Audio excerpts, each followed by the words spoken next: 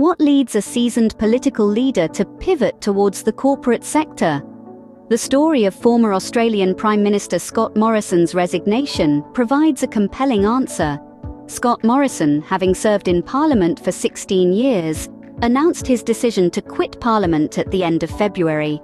His departure was prefaced by a social media statement in which he declared a desire to take on new challenges in the global corporate sector and spend more time with his family. Morrison's political journey started in earnest in 2007 when he was first elected to represent Cook. His tenure saw him holding a comfortable margin of 12.4%. He served as the Minister for Immigration, presiding over Australia's policy of deterring asylum seeker boats, known as Operation Sovereign Borders.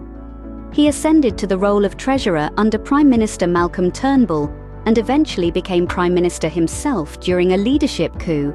His leadership was marked by significant events such as the Aukus alliance to secure nuclear-powered submarines and income tax reform. However, Morrison's popularity began to wane following his handling of the Black Summer bushfires in 2019 and 2020, and his response to the COVID pandemic. He lost the 2022 election to Labour under Anthony Albanese, but remained in Parliament.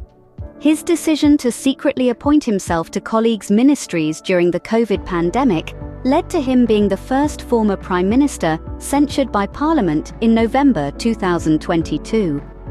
Critics within his own party argued that his continued presence harmed the coalition's ability to move on from defeat. With his resignation, Morrison intends to join a series of global strategic advisory roles and private boards, with a focus on the US and the Indo-Pacific, in sectors including defense and funding of defense startups. A by-election triggered by his departure is unlikely to be held before April, setting up another test for the Albanese government and the coalition. Early frontrunners to replace Morrison include the Mayor of Sutherland Shire, Carmelo Pese, and the Liberals' former candidate for Bennelong, Simon Kennedy. In conclusion, Scott Morrison's resignation marks the end of a long and eventful political career.